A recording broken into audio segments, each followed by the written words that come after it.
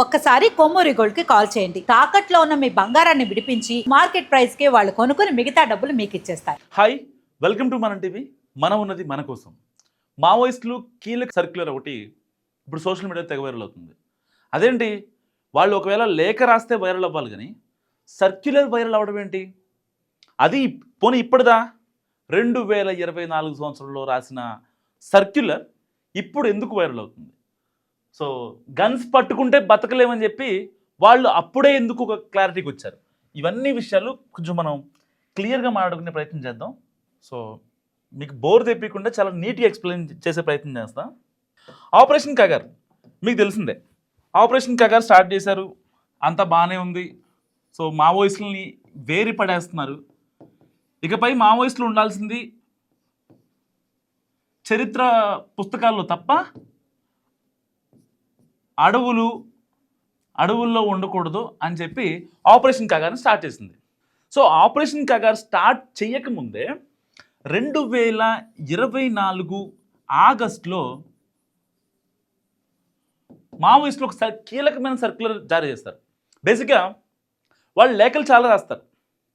Suppose Hidma చనిపోయాడని, హిడ్మా చనిపోవడానికి reason Devji కానీ రాజిరెడ్డి కాదు అని చెప్పి కొన్ని లేఖలు రిలీజ్ చేస్తారు. అది ఓకే, కానీ వాళ్ళ ఇంటర్నల్ సర్క్యులర్ ఏదైతే ఉంటుందో అది మాత్రం చాలా confidential, don't disclose to anyone ఉంటుంది.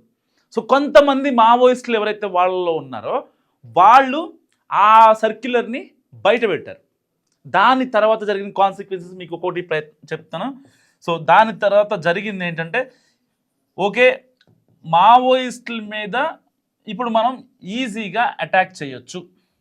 సరదాగా ఒక 2-3 మంత్స్ కూంబింగ్ చేసి అడవులన్నింటినీ జల్లెడ పట్టేస్తే ఏదైతే Chhattisgarh, AOP and Andhra Pradesh Maredumilli, Rampachodavaram, so ఈ సర్కిల్లో ఈ పట్టెలో ఉండే మావోయిస్టులని జల్లెడ పట్టేస్తే ఇంకా సువిశాల భారతదేశంలో మావోయిస్టులు అనేవాళ్ళు ఉండరు అని సెంట్రల్ గవర్నమెంట్ ఒక డెసిషన్కి వచ్చి ఆపరేషన్ కగార్ని స్టార్ట్ చేసింది. సో దాని తర్వాత జరిగిన కాన్సిక్వెన్స్ మీకు అందరూ తెలుసు. దాదాపుగా 689 మంది మావోయిస్టులు బలైపోయారు ఎన్కౌంటర్లో, మరగయా.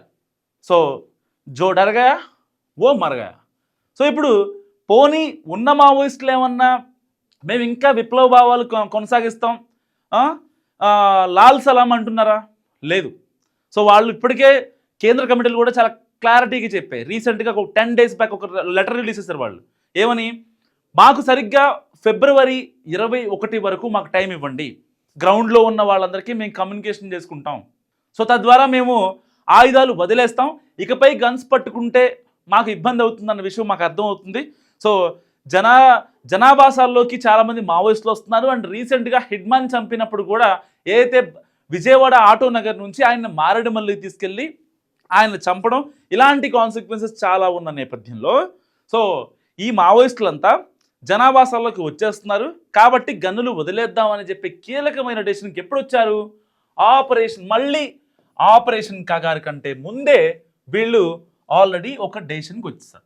సో ఆ కీలకమైన సర్క్యులర్ వచ్చిన తర్వాతనే సెంట్రల్ గవర్నమెంట్ ఏదైతే మావోయిస్టులు గతంలో కొంతమంది కీలక రాజకీయ నేతలను చంపేస్తున్నారు, ఎవరైతే అక్రమాలు చేస్తున్నారు, అరాచకాలు చేస్తున్నారు, జనాలు దోచుకుంటున్నారు, సో చేసేయన్ని చేస్తున్నారని చెప్పి అనుకుంటున్నారో వాళ్ళని ఎక్కడ టార్గెట్ చేస్తారో అని చెప్పి, సో ఇప్పుడు ఇలాంటి 5G టెక్నాలజీ యుగంలో కూడా ఇంకా మావోయిస్టులు అరణ్యాలలో ఉండి వాళ్ళు ఇబ్బందులు పడుతూ కీలకమైన వాళ్ళని చంపేస్తున్నాం అని చెప్పి ఏం చేశారు? ఆపరేషన్ కగార్ స్టార్ట్ చేశారు. సో ఒక్కొక్కరుగా ఎయిర్వే స్టార్ట్ అయింది. కొంతమంది లొంగిపోతున్నారు, కొంతమంది చచ్చిపోతున్నారు. 689 మంది ప్రాణాలు విడిచారు. ఎంత span of just 3-4 months I think, అంతే కదా, అంతకుమించి ఎక్కువ లేదు. కానీ ఇప్పుడు ఈ లేఖ ఎలా బయటకు వచ్చింది అన్నది ఇక్కడ $1 million వచ్చింది. అప్పుడెప్పుడు గుర్తుందా? బాహుబలి 1 సినిమా రిలీజ్ అయినప్పుడు వై కట్టప్ప కిల్ బాహుబలి పెద్ద $1 million వచ్చింది. దానికి సమాధానమే లేదు.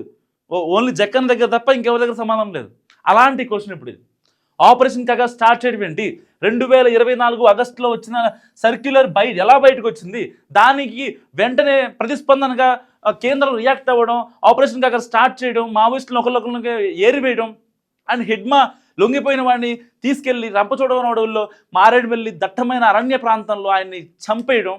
సో ఆయన సతీమణిని ఆయనతో పాటు ఉన్న ఒక 30 మందిని విజయవాడలో పట్టుకోవడం, వాళ్ళని చిత్రహింసలు పెట్టి వాళ్ళ దగ్గర కీలకమైన సమాచారాన్ని రాబట్టడం, మేము ఇకపై ఎలాంటి దాడులు చెయ్యం, మేము లొంగిపోతాం, గన్లు పట్టుకోమని చెప్పినా సరే వాళ్ళ మీద ఇంకా కక్ష ధోరణి ఎందుకు కొనసాగుతుంది? కేవలం ఈ 2024లో ఏదైతే ఒక లెటర్ వైరల్ అయిందో ఆ లెటర్ అనమాట.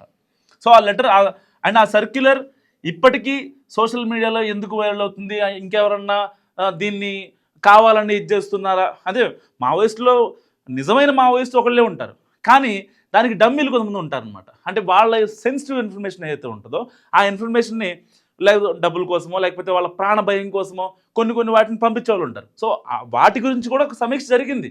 ఎప్పుడైతే హిడ్మా ఎన్కౌంటర్ జరిగిందో మారేడుమిల్లిలో, దాని తర్వాత హిడ్మాని కావాలని పట్టించారా, మనలో ఉన్న బ్లాక్ షీప్లే అన్న విషయం దానిపైన కూడా జరిగింది. దాని తర్వాత వీళ్ళు అఫీషియల్గా ఒక లెటర్ కూడా అనౌన్స్ చేశారు. ఏమని? మాకు కొంచెం టైం ఇవ్వండి, సో ఫిబ్రవరి 21 వరకు, దాని తర్వాత మేము గ్రౌండ్లో ఉన్న వాళ్ళందరికీ పంపించేస్తాం. అండ్ వీళ్ళు ఈ సర్క్యులర్లో కూడా సేమ్ మెన్షన్ చేశారు. బేసిక్ చెప్పాలంటే వాళ్ళు మేము ఇంకా వాళ్ళని చంపేస్తాం, మా టార్గెట్ వాళ్ళు వీళ్ళని వాళ్ళు పాపం వాళ్ళు అనట్లేదు. ఒక విషయం అందరూ గుర్తుపెట్టుకోవాల్సిన విషయం ఇది. ఈ సర్క్యులర్లో కూడా వాళ్ళు కొన్ని వాళ్ళు చేయలేని పనుల్ని చెప్పారు. వాళ్ళు ఎప్పుడు బేసిక్గా వాళ్ళు ఒక లేఖలు రిలీజ్ చేస్తే ఏం చెప్తారు? వీళ్ళు ఇలా చేస్తున్నారు. సపోజ్ ఫర్ ఎగ్జాంపుల్ చాలామంది చెప్తున్నారు మొన్న కాంట్రాక్ట్ని చంపేశారని.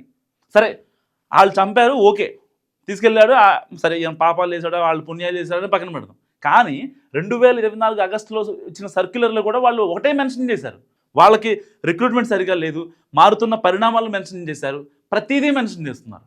అండ్ దాని తర్వాత ప్రాపర్గా ఇది 2024 కదా, ఇప్పుడు 2025 November I think last month ending అనుకుంటా, ప్రాపర్ ఒక 2 పేజీల లెటర్ రిలీజ్ చేశారు వాళ్ళు. సో ఏదేమైనప్పటికీ ఆపరేషన్ కగార్కి అండ్ 2024 ఆ ఆగస్టు లేఖకి సో ఏం సంబంధం ఉంది? మీరేమనుకుంటున్నారు?